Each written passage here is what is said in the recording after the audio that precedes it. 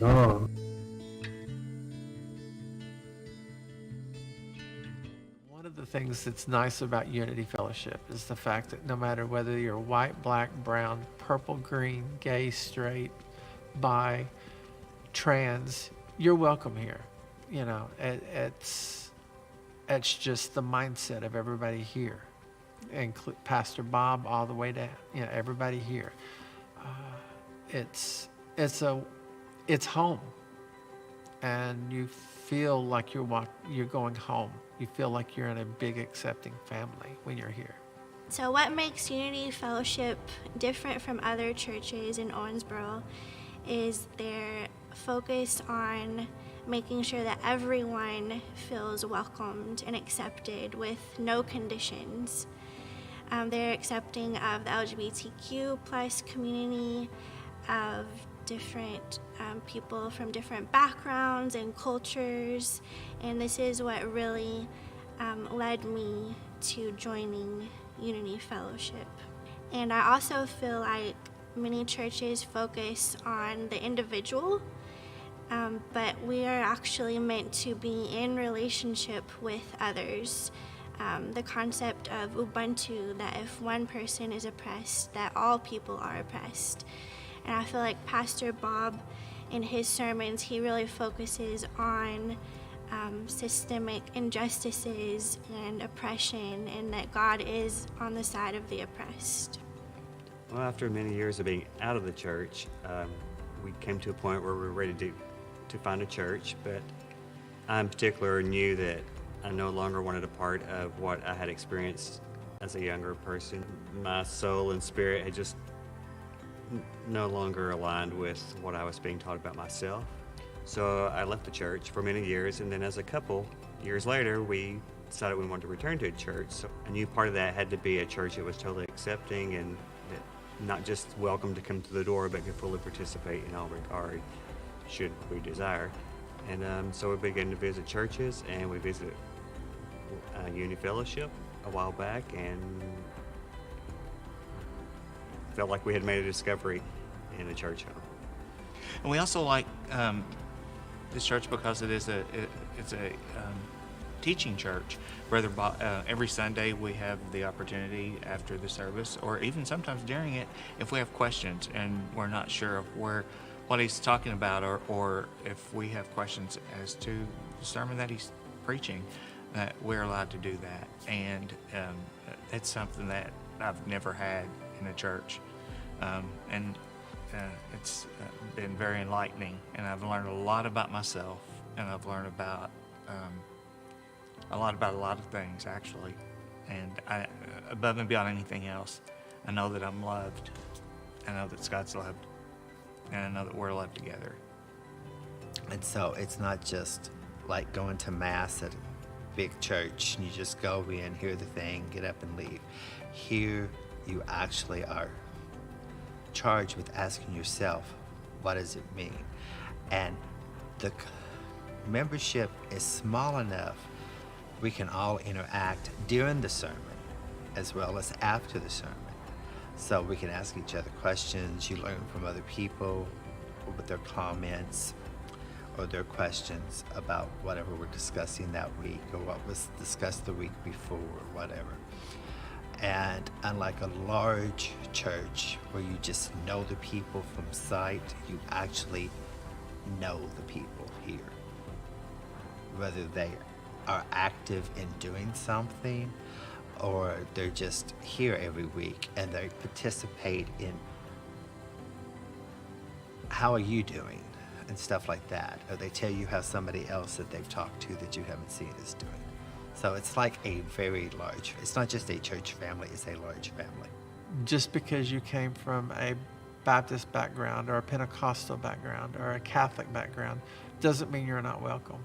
Unity will surprises a lot of people because everyone is accepted. You will feel comfortable. You won't feel out of place. You won't feel judged. You'll feel like you belong.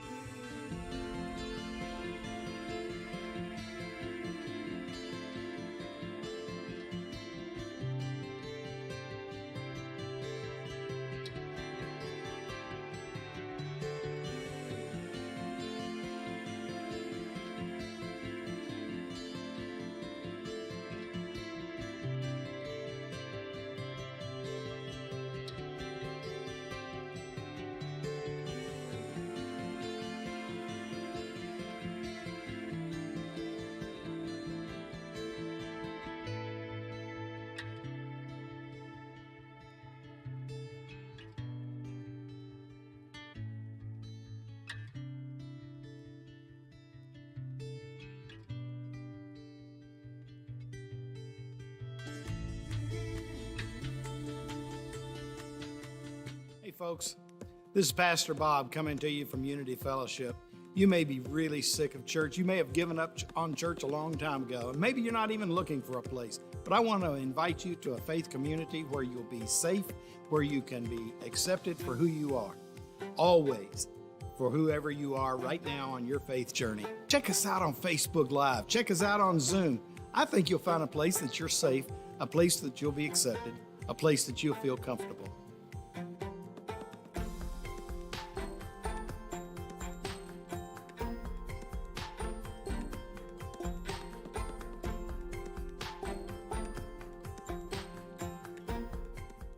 What makes Unity Fellowship different from other churches in Owensboro is their focus on making sure that everyone feels welcomed and accepted with no conditions. They're accepting of the LGBTQ plus community, of different people from different backgrounds and cultures, and this is what really led me to joining Unity Fellowship. This community, at its heart, is open to everyone, and even if you are on the fence and you might disagree, we are still open to having that dialogue and that discussion that fosters growth and understanding.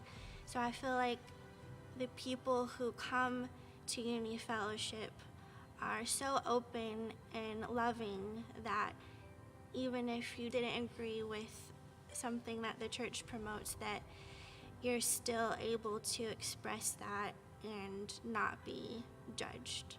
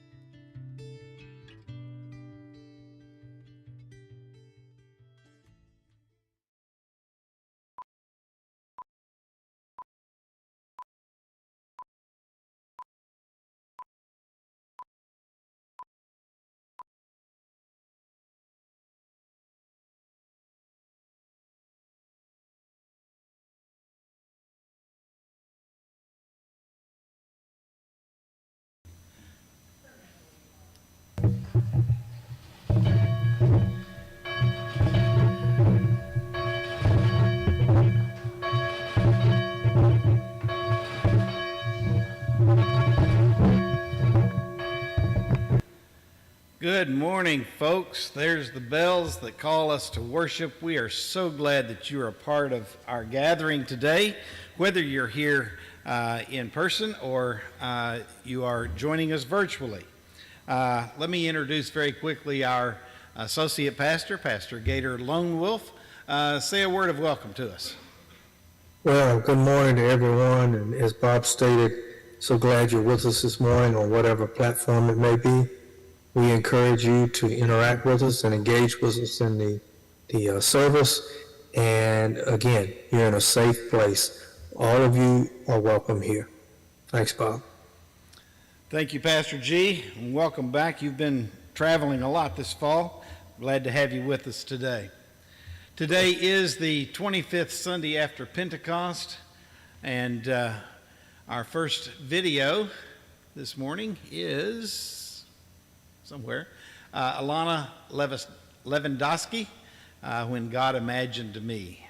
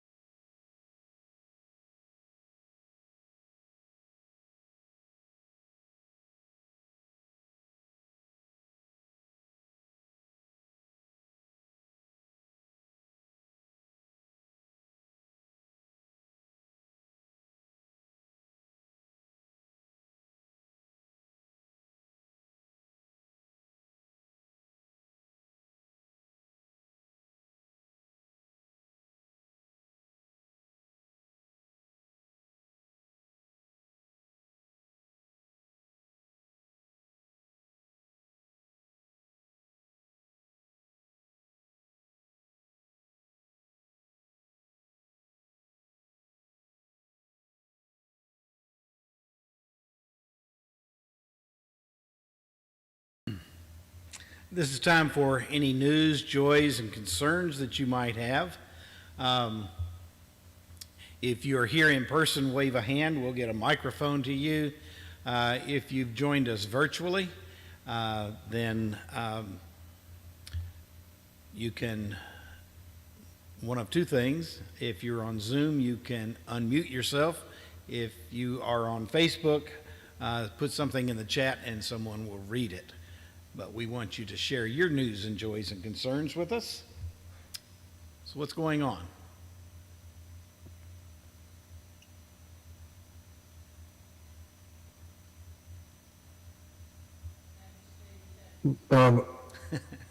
Yeah, go ahead. I'll repeat it. I'd like to remember the people this week who are traveling for the holiday, be with them. And for the people who don't have family, this can be a tough time. Prayers for them. And then people who just don't celebrate it for whatever reason, ask that the Creator holds them close to. Yeah, thank you. And Debbie and I will be one of those people on the road this week. We have not been able to be at our daughter's house or apartment since they moved there over a year ago. So we're looking forward to actually being there with them. Okay, I'll repeat after you. Oh my gracious. Phyllis's granddaughter, Katie, house caught on fire this week. They'll be out of the house for 6 to 8 months. My gracious. Gracious. We have an unspoken request from Tracy from Facebook. Anyone else?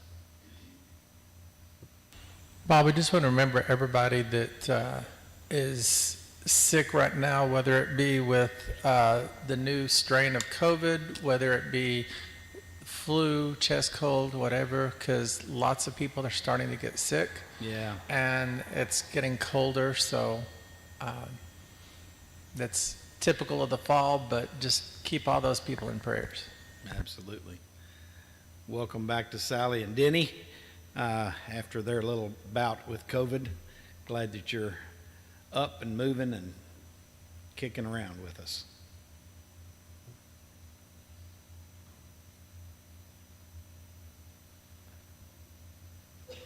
Anyone else? Pastor G, would you lead our prayer this morning, please? Sure. Oh God, Creator, Lord, we're grateful that we have been able to join each other this morning, whether in person or virtually, and share our pains, our joys, our hopes. Be with those prayer concerns lifted this morning. Help those individuals, keep them safe, give them courage and strength to endure. We ask that you be with the unspoken prayers as well and comfort those individuals. We also ask that you be with the church as it begins transitioning into something new, which is always exciting.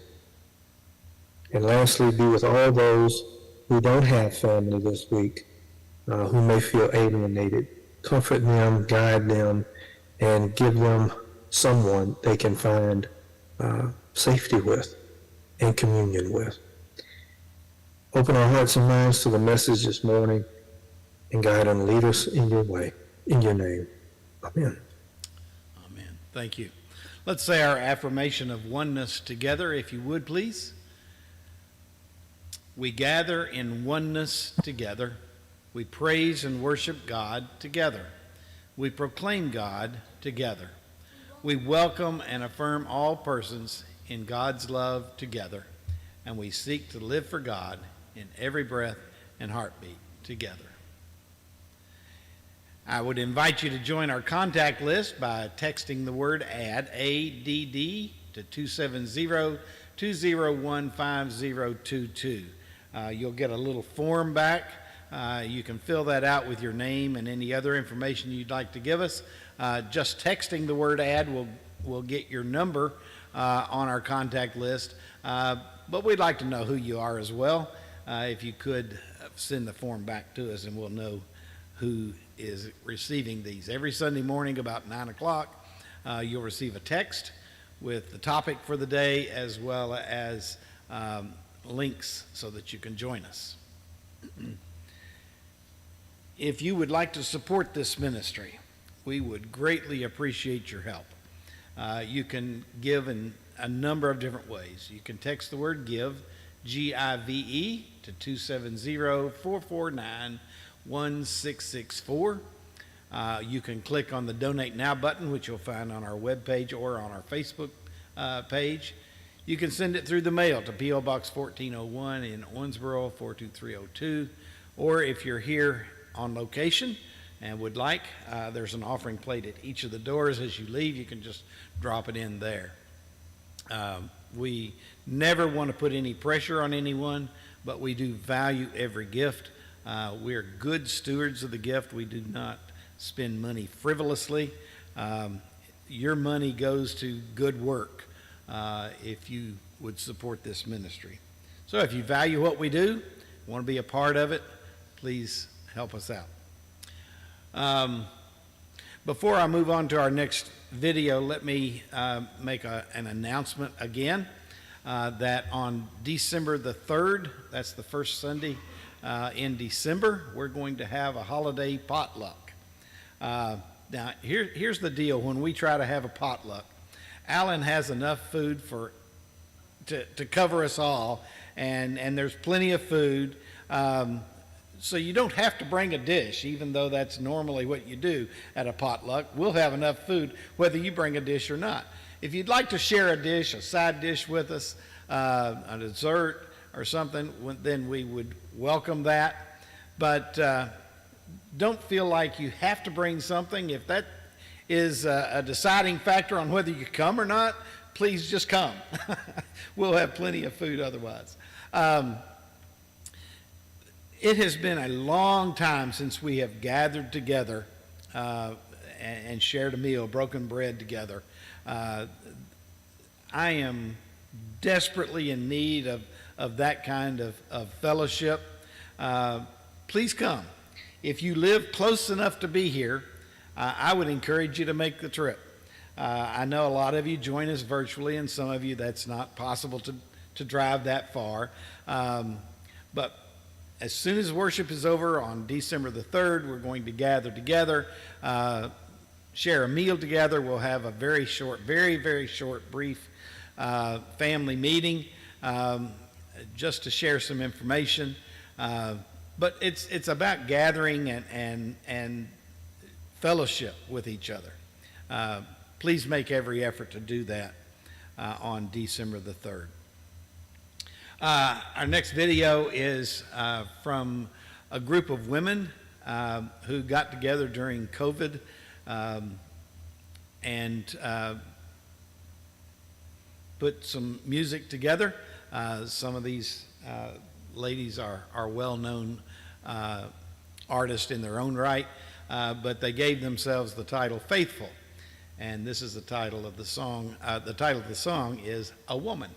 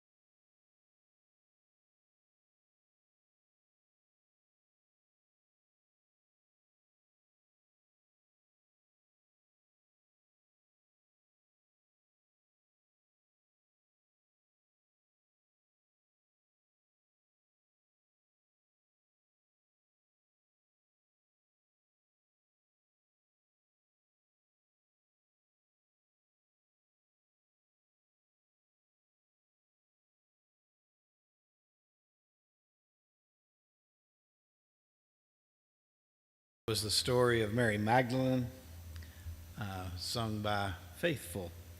And a reminder that at the resurrection, it was the women who saw Jesus first. It was the women who were commissioned to go and speak what they had seen.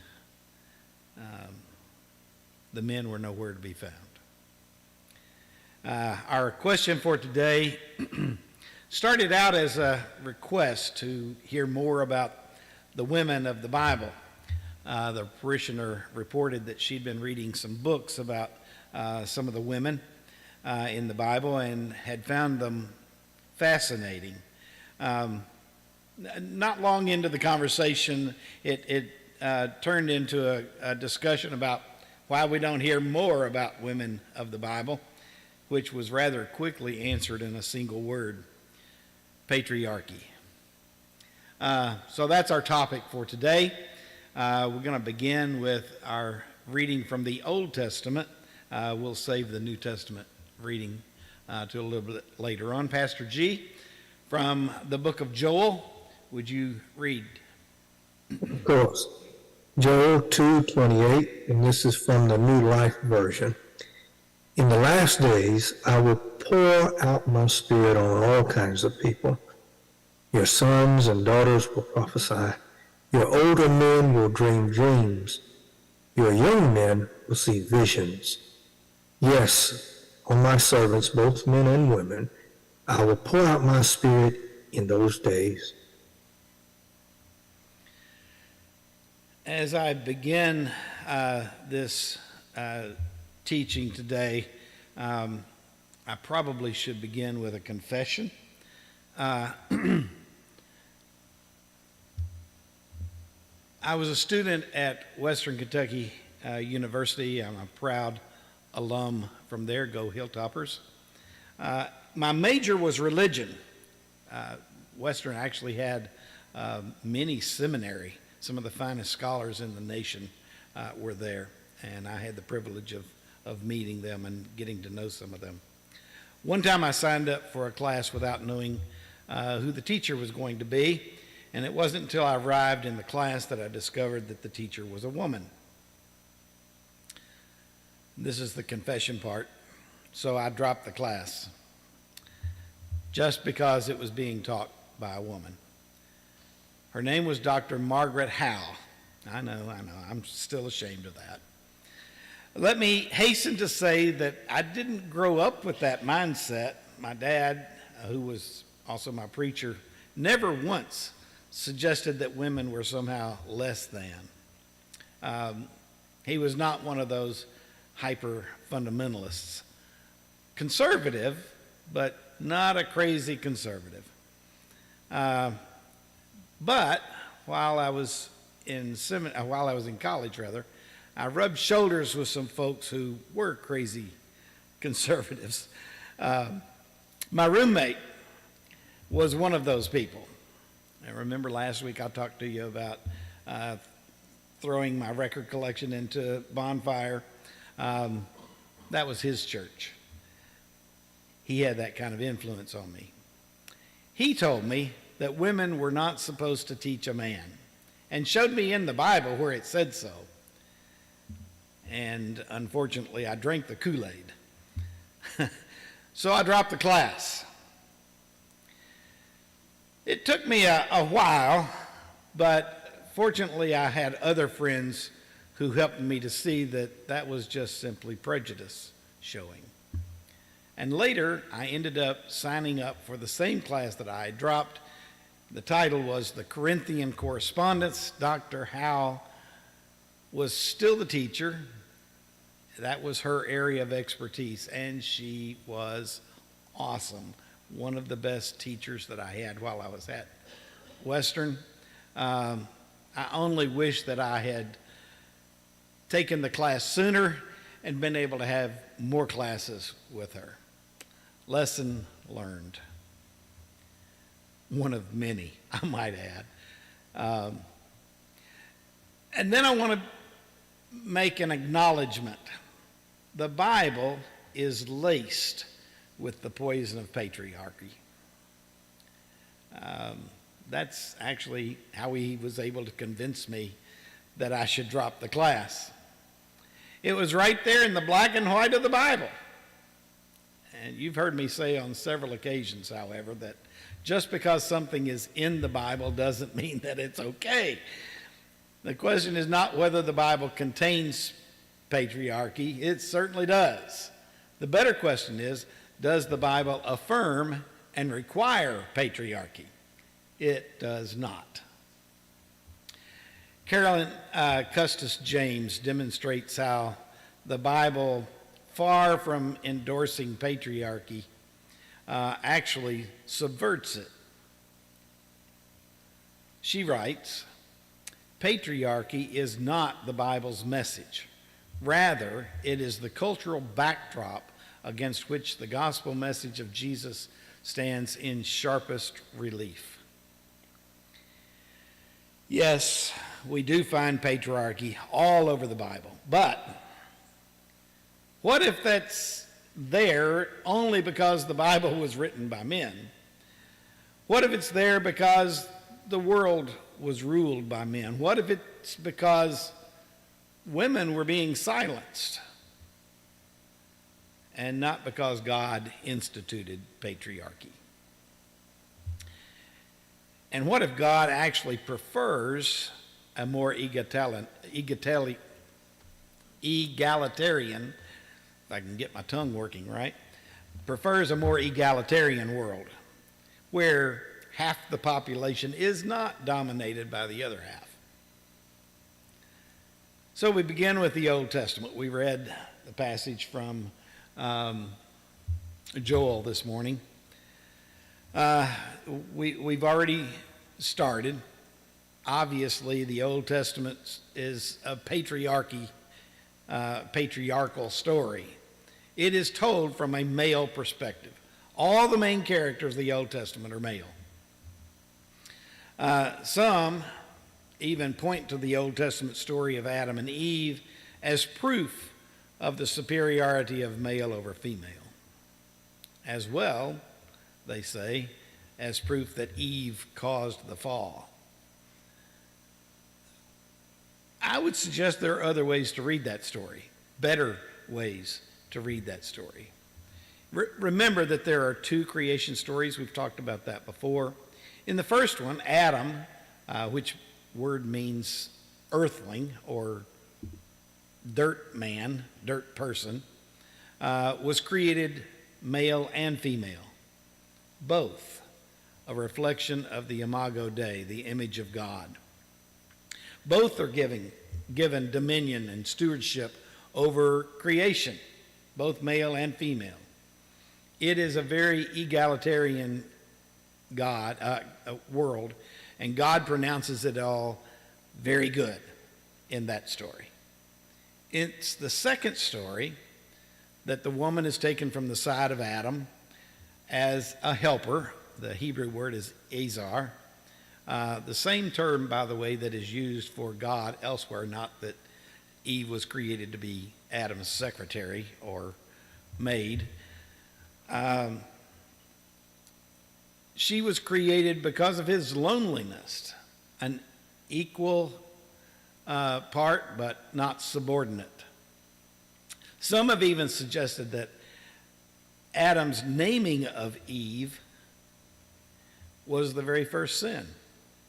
God presents her to Adam in the story, and he is not told to name her, but he does.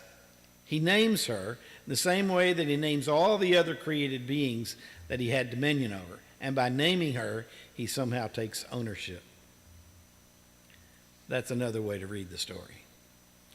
Throughout the remainder of the Old Testament, women and children, by the way, are treated as possessions. They are bartered at the man's discretion. There are notable exceptions of women who rise above their station in the Old Testament. There's Deborah, who was a warrior judge. There's Esther, who was a queen, and a host of others, women of resistance, women of defiance. They are not completely silenced in the Bible. Their stories are there too. They're minor stories, but they're there. Thank God. I've tried to highlight some of those in my series that I've done a couple of times called Matriarchs. The prophet Joel, in the passage that we've read this morning, envisioned a time when women will not have to claw and fight their way to equality, when they will not be silenced by tradition and prejudice or practice, when the voices of women will ring out with equal clarity, when men did not have sole privilege of ministry, when God's Spirit will be poured out on all people, when both sons and daughters will prophesy, when both men and women will speak for God.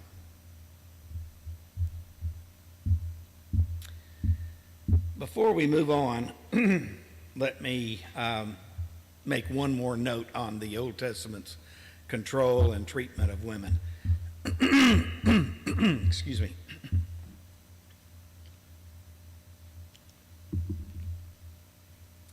The kosher laws, the laws that determine what's clean and unclean, were particularly demeaning for women because it removed women from virtually all social interaction for a whole week every month.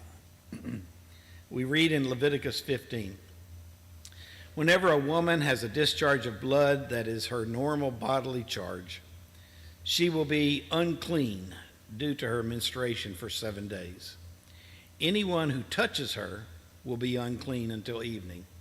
Anything on which she lies or sits during her menstruation will be unclean. Anyone who touches her bed must wash their clothes, bathe in water, and will still be unclean until evening. Anyone who touches anything on which she has sat must wash their clothes, bathe in the water, and still be unclean until evening. Whenever anyone touches something, whether it was on the bed or where she has been sitting, they will be unclean until evening. Following those kosher laws, a woman could not sleep with her husband, could not hug her children, could not pass food around the dinner table for fear that she might make them all unclean.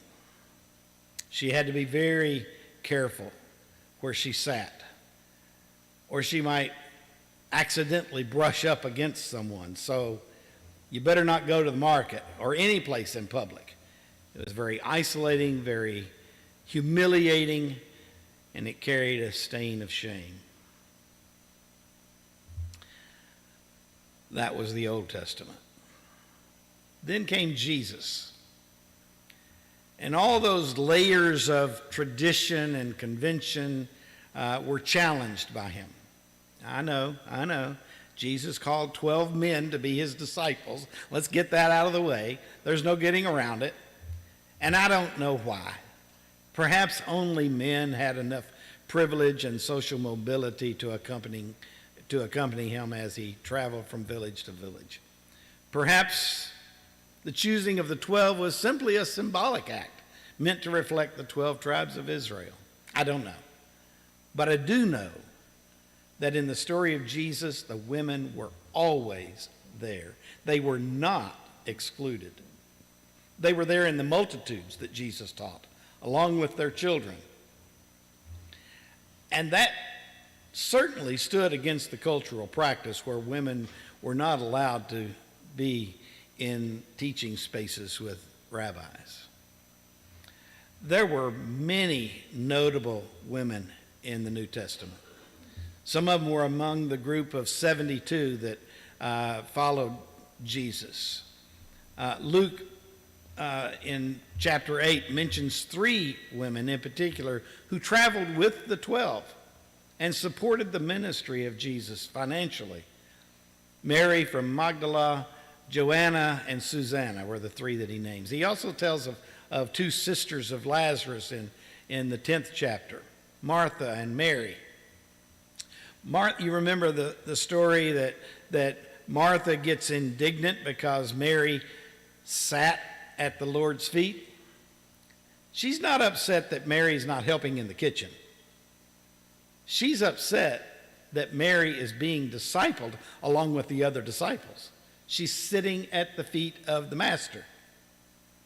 Jesus commends Mary for making the better choice and says it will not be taken from her. Jesus welcomed Mary into the inner circle of the disciples. Perhaps, though, and we could look at several other stories, but perhaps the most subversive act of Jesus is found in his interaction with the woman who has an issue of blood. That's the way the King James Version describes it. All three of the Synoptic Gospels, Matthew, Mark, and Luke, tell this story of this woman who has been hemorrhaging for 12 years. She's had a 12-year period. According to the law, she should have been avoiding the crowds. According to the law, she was unclean. According to the law, she shouldn't be touching people at all, and especially shouldn't be touching a rabbi, rendering him unclean as well. And Jesus even calls her out of the crowd for touching him.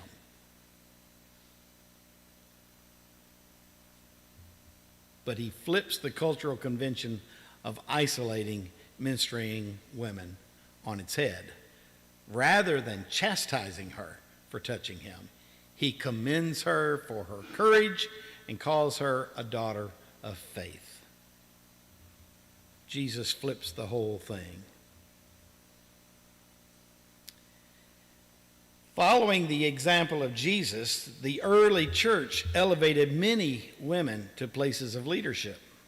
I know there are a couple of verses in the pastoral epistles that appear to subjugate women, but I think they're simply misinterpreted, misunderstood, taken out of context. By the way, context is important. Have you heard me say that before? On the whole, in the early church, women were free to exercise their calling, even if the larger culture remained fully in the grasp of patriarchy. Women in the church were free to exercise their calling as people of God. Let me enter exhibit number 1 for you. Romans chapter 16. This is our New Testament reading. Pastor G. Romans 16, 1 through 7.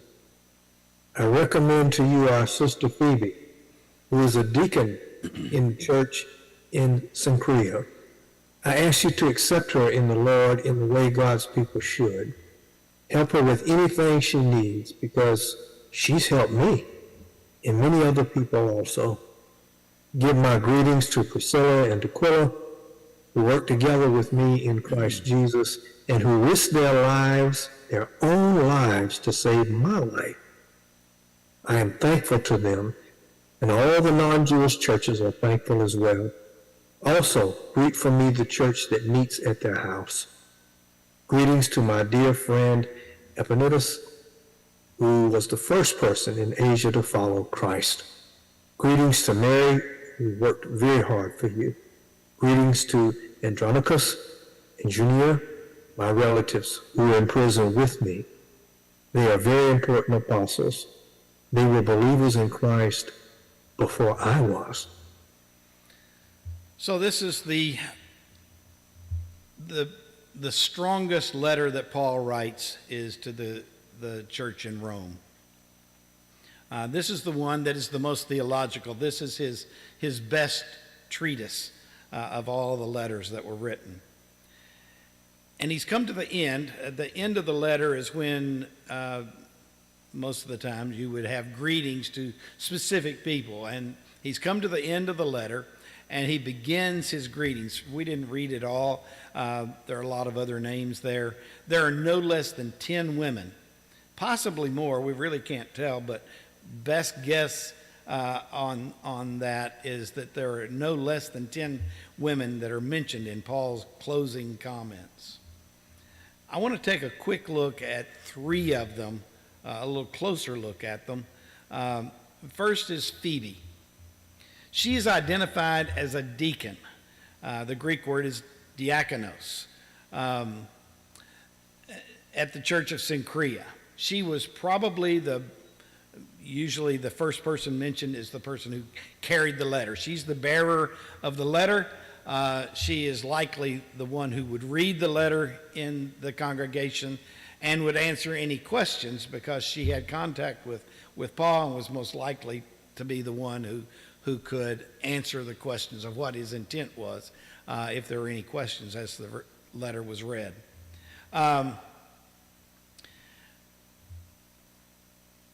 The word deacon there, diakonos, well, I'll get to that in a minute. I'll talk to it. Anyway, Phoebe is the first one mentioned. She's a deacon. The second one mentioned is Priscilla, who is a co-pastor along with her husband, Aquila. They are pastors of a house church that meets in their home. And she is likely the primary teacher of the two because she is named first, Priscilla and Aquila. Then there is Junia. Paul calls her an apostle, the highest office of the early church, and equal to Paul himself. So here we have a deacon, a pastor, and an apostle. Subsequent translations have tried to erase all 3 of these incredible leaders. First of all, by calling Phoebe a helper or a server rather than deacon. Now, deacon does mean someone who serves. You remember the first deacons were appointed to serve food to those who were in need, and it became clear to translators that word diakonos took on a greater significance than just serving people food. That it was not just a simple server. They took on incredible roles. They taught, they preached, they prophesied, they did whatever was needed to be done in the early church. There is another word for servant, doulos, and so diakonos was always used for someone who served the church in some capacity.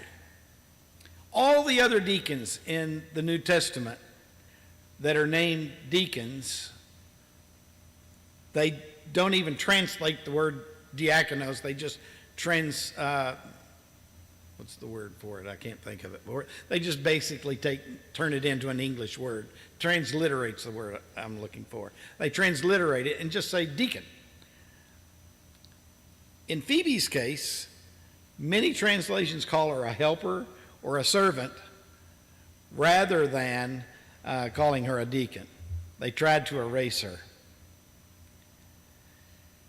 They tried to turn Priscilla into a hostess rather than a pastor by commenting that it was just a church that met in her home. Obviously, Aquila was the pastor and she just worked in the kitchen. And they tried to erase the apostle Junia by giving her a sex change. They simply added an S. There's no reason for adding an S. They simply just added an S to her name, which makes her Junius a male name. There's a whole lot more I could say about that, but translations have tried to erase the fact that there were preachers, there were deacons, and there were apostles who were all female. Exhibit number 2, unfortunately, Paul gets a bad rep for those other few verses that appear to suggest that women should be silent and not teach men, which again I think is taken out of context. and possibly not even written by Paul, who did write these words in Galatians. There is neither Jew nor Greek, there is neither slave nor free, there is no male and female, for you are all one in Christ Jesus. In many ways, the church today has regressed in its acknowledgement of women. In some ways, women in the first century were freer to live out their calling than the women in the 21st century. In the first century, women were exercising their spiritual gifts alongside of men with no distinction being made. Notice that Paul doesn't make any effort to distinguish the genders. 2,000 years ago, women were prophets, teachers, preachers, deacons, pastors, and apostles. Today, 2,000 years later, let me say it again, women are being denied ordination. By the way, I probably ought to make a side note. Ordination is not a biblical notion. There's not found in the New Testament anywhere. Ordination is something we dreamed up, probably so we can control who gets it and who doesn't. There was laying on of hands in the New Testament, but that was it. If someone served, you laid hands on them. Women are denied ordination today on the basis of their gender alone, no other reason. When I first felt God's calling in my life, the church simply took my word for it. They ordained me, they gave me opportunities to exercise my calling. Today, there are several denominations, including the one in which I first felt called, that withhold that privilege from women. If you say in those denominations and you are a woman, I feel called, they just ignore it. They do not take your word for it. No ordination, no opportunity. Unfortunately, the church's message to half the population is God cannot use you. You have no value to God. You have no voice.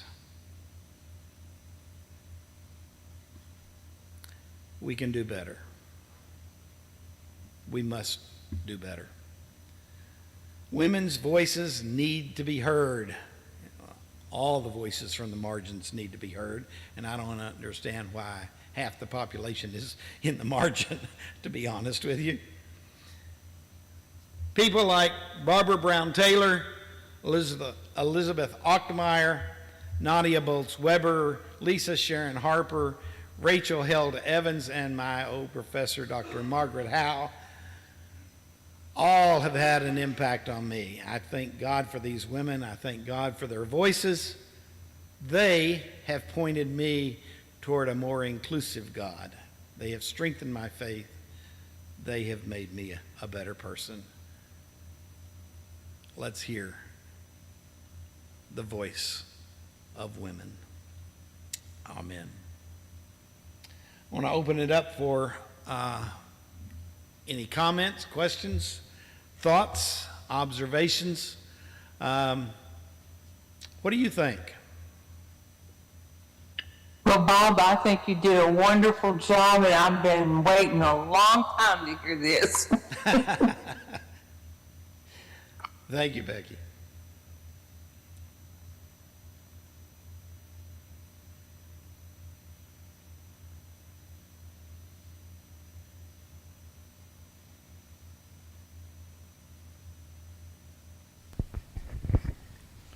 Someone else. Some of the cultures today still make women second class. Oh, absolutely. Yeah. Make them wear masks so you can't see their faces, and no jobs. They're nothing but second class people. Right. And why? In Afghanistan, when we were over there, we had the women where they could serve and do things. And as soon as we left, they went back to the same old ways, you know. So, I don't know why the world today is like it is. I guess because that's the way it was and that's the way it's going to be, you know, in their world. Yeah. I don't know why it ever happened in the first place, to be honest with you. Yes, and it's clearly not just the Bible. It's not just Christian countries. I mean, it's the whole world Yeah. has a problem with patriarchy. Certainly. Yeah.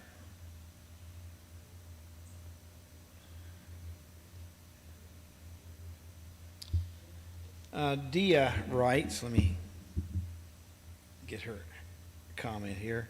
I used to go to a Mormon church, and then that was a few years ago, and they still believe that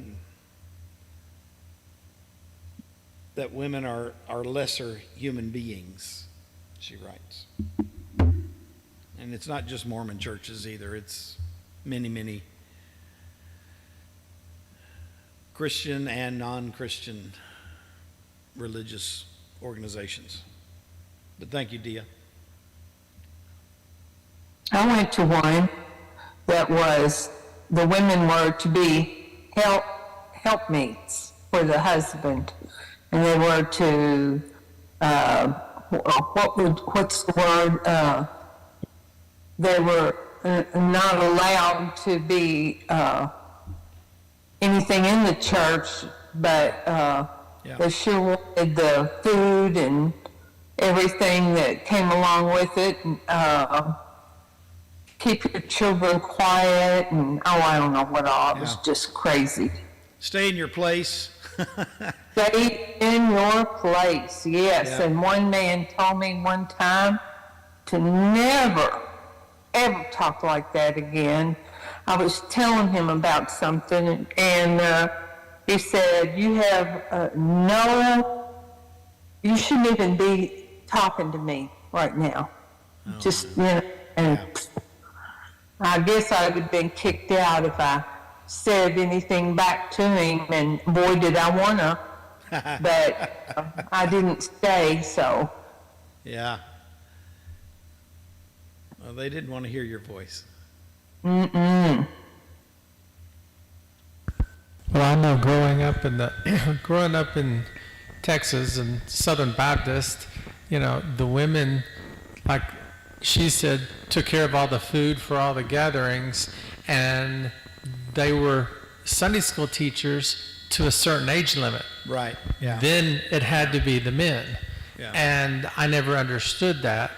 And as a kid, went to a communal gathering of several churches, and the Methodist church had a female pastor. And I couldn't understand why we couldn't have a female pastor or a female teacher. Right. And that's the way it is, or has been. And I've never Well, it's understood it. Yeah, it certainly has nothing to do with the quality of the teaching No. or their ability to teach. It's simply patriarchy. It's simply prejudice. And that's the lesson I learned with Dr. Howe. She was an excellent teacher.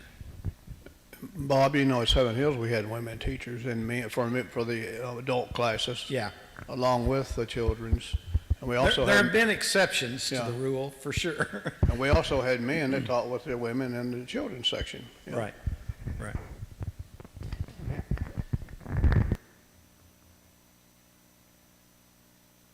Someone else? Comment?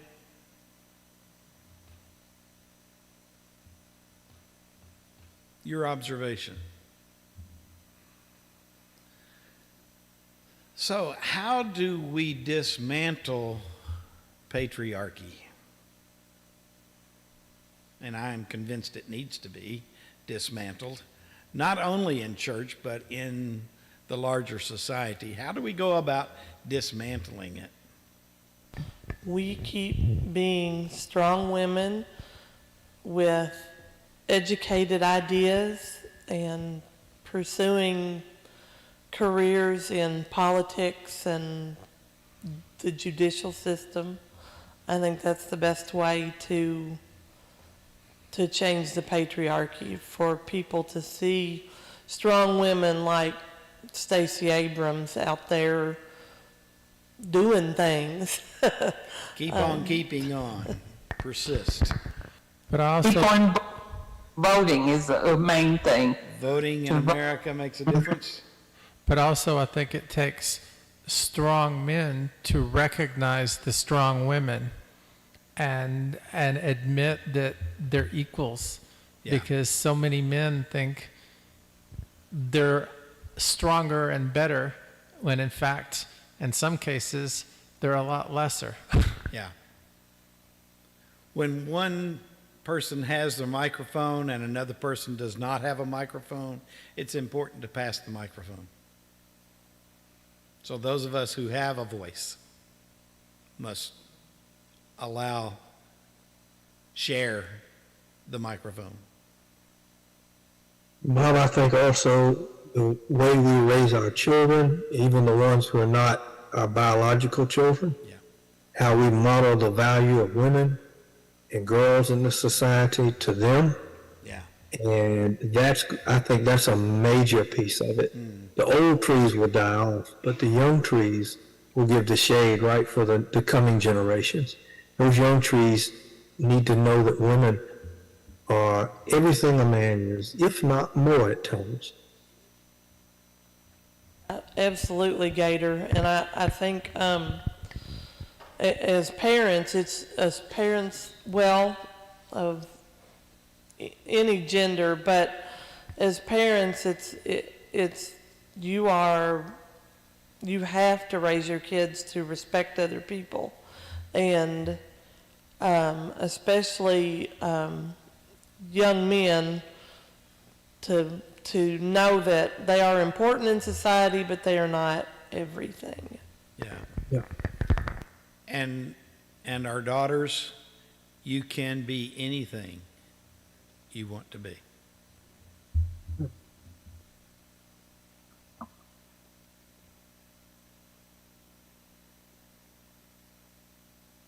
Bob, I'll just add that historically, indigenous tribes were matriarchal. Yeah. So when, the colonists came over with a patriarchy draped over religion, that completely flipped upside down the thousands of years of matriarchy. Yeah. And these tribes flourished under leadership. And the women were the people who chose the chief, and they could remove the chief if the chief wasn't doing what the people needed. They put a lot of value in the ability for a woman to understand if a person's right for a certain role that a man was not capable of seeing or detecting. Just wanted to add that. Yeah. The culture that we breathe blinds us to some things that I think women see more clearly than men. And another reason why we need that voice of reason. Men want to fight about everything.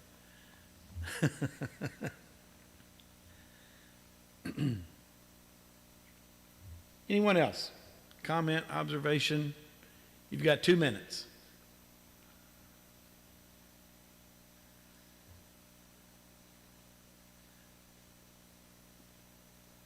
Thank you for your participation and your valuable comments today. Thank you very much for that. Next week is kind of an open dialogue for the whole time. It's our Q&R session. So if you have a follow-up question that you missed, if you have a new question, there's time for open questions. Pastor G will be leading that one, and he has all the answers that you did not get from me. So, Oh, no. I'm so glad that we have someone who can answer what I was unable to answer for this time. I may or may not be able to jump on for a little while. We'll be driving. I'm going to try to jump on if I can for a portion of the time, but I may be in and out, so we'll see. But come back next week for the Q&R.